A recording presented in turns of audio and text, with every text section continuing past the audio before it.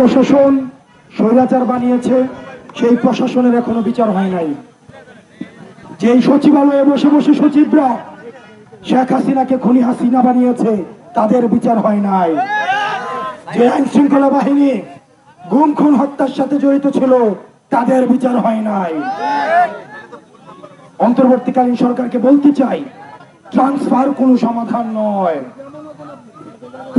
একটা শিক্ষার্থীর যেমন একটা পরীক্ষা রয়েছে, পরীক্ষার মধ্য দিয়ে প্রমাণিত হয় যে একটা শিক্ষার্থী সারা বছর ধরে পড়াশোনা করেছে কি করে নাই, ঠিক একইভাবে এই অন্তর্বর্তীকালীন সরকারের পরীক্ষা হচ্ছে তারা যথাযথভাবে বিচার এবং সংস্কার করেছে কিনা। ডক্টর মোহাম্মদ ইউনূস যারা গুম করেছে তাদের বিচার হয় নাই, যারা হত্যা করেছে তাদের বিচার হয় নাই, যারা আমাদের ভাইদেরকে পাখির মতো করে গুলি করে হত্যা করেছে তাদের বিচার হয় নাই, যে সরকারের পৃষ্ঠপোষকতায় সীমান্ত হত্যা হয়েছে তাদের বিচার হয় নাই। আমরা বলতে চাই, আপনি নির্দিষ্ট অ্যাসাইনমেন্ট নিয়ে এসছেন, আপনার অ্যাসাইনমেন্ট অনেকগুলো অ্যাসাইনমেন্টের মধ্যে নির্বাচন একটা, শুধুমাত্র নির্বাচন দেওয়ার একমাত্র আপনার অ্যাসাইনমেন্ট নয়।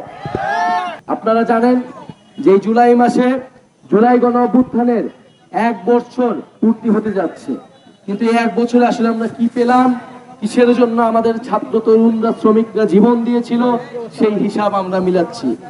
আমরা স্পষ্টভাবেই বলেছি যে এত বড় গণ অভ্যুত্থান, এত মানুষের রক্ত, এত আত্মত্যাগ আমরা কেবল ক্ষমতার দলের পরিবর্তনের মাধ্যমেই মেনে নেব না। আমাদেরকে অবশ্যই রাষ্ট্রের মৌলিক সংস্কার, মানুষের জীবনের পরিবর্তন, ভাগ্যের উন্নয়ন, দুর্নীতি, লুটপাট, চাঁদাবাজি ইত্যাদি অবশ্যই এই দেশ থেকে বন্ধ করতে হবে। যেই মাফিয়া রাষ্ট্র, যেই দুর্নীতিবাজ ব্যবসায়ী আমলারা তৈরি হয়েছিল শেখ হাসিনার আমলে, তারা এখনো রয়ে গেছে। ফলে তাদের বিরুদ্ধে সরকারকে অবশ্যই কঠোর হইতে হবে এবং জাতীয় নাগরিক পার্টি সেক্ষেত্রে এই ফ্যাসিবাদী যে ব্যবস্থা ছিল তার বিরুদ্ধে লড়াই চলমান রাখবে। আপনারা জানেন গত 50 বছরেও এই উত্তরবঙ্গের যে প্রান্তের জেলাগুলো রয়েছে, কুড়িগ্রাম, লালমনিরহাট, সেই জেলার কোনো বিশেষ উন্নয়ন হয় নাই। কিন্তু গত 16 বছর আমরা কেবল উন্নয়ন আর উন্নয়ন শুনছি। আমরা ভেবেছিলাম যে লালমনিরহাটে এসে দেখে আমরা সেই শেখ হাসিনার উন্নয়ন কিছুটা হলেও দেখতে পারবো, কিন্তু দুঃখের বিষয় আমরা দেখেছি যে লালমনিরহাটের অবস্থার তেমন কোনো পরিবর্তন হয় নাই। রাজা যায় রাজা আসে, কিন্তু লালমনিরহাটের মানুষের ভাগ্যের পরিবর্তন হয় না। কিন্তু আমরা মনে করি 24-এর গণ অভ্যুত্থান আমাদেরকে শিক্ষা দিয়েছে যে তরুণরা যদি রাজপথে নামে, সাধারণ মানুষ যদি রাজপথে নামে, ইনশাল্লাহ সবকিছুই আদায় করা সম্ভব। সেই আদায়ের লক্ষ্যেই জাতীয় নাগরিক পার্টি গঠিত হয়েছে। আমরা কুড়িগ্রামেও পথযাত্রা করেছি, আমরা সেখানেও বলেছি, আমরা তিস্তা প্রকল্পের কথা বলেছি, যেই তিস্তার জন্য আমার উত্তরবঙ্গের মানুষ, আমার উত্তরবঙ্গের কৃষকেরা তারা ফসল ফলাইতে পায় না। ভারত অন্যায্যভাবে আমাদের যে নদীর হিস্সা, সেই হিস্সা আমাদেরকে বোঝায় দেয় না। ইনশাআল্লাহ জাতীয় নাগরিক পার্টির নেতৃত্বে খুবই শীঘ্রই নদী এবং সীমান্ত সুরক্ষা আন্দোলন শুরু হবে এবং আমাদের এই প্রান্তের এলাকার মানুষের নদীর অধিকার, সীমান্তে যে বেঁচে থাকার অধিকার, সেই অধিকার আমরা আদায় করে ছাড়বো ইনশাআল্লাহ। লন্ডনের জীবন ছেড়ে বাংলাদেশের নতুন রাজনীতির কালচার প্রতিষ্ঠিত হবে এই আশায় বাংলাদেশে চলে এসেছেন এবং তিনি লন্ডনে লেবার পার্টির হয়ে এই সেখান থেকে ফিরে চলে গেছেন। আরেকজন হচ্ছেন খালেদ ভাই, কোথায় খালেদ সাইফুল্লাহ ভাই? খালেদ ভাই জীবন ছেড়ে বাংলাদেশে চলে এসেছেন এই প্রত্যাশায় যে বাংলাদেশের তরুণদের নেতৃত্বে নতুন রাজনৈতিক দলের মাধ্যমে বাংলাদেশে কিছু পরিবর্তন হবে।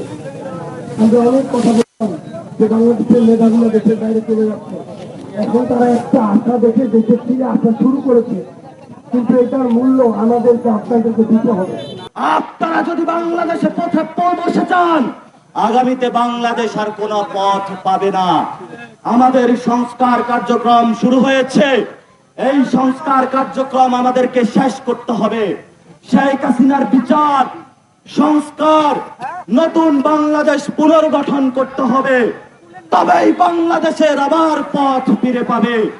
আর এর জন্য বাংলাদেশে আপনাদের এই হাল ধরার জন্য প্রস্তুত আছে জাতীয় নাগরিক পার্টি।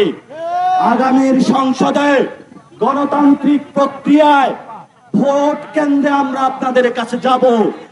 আপনারা প্রস্তুত থাকবেন।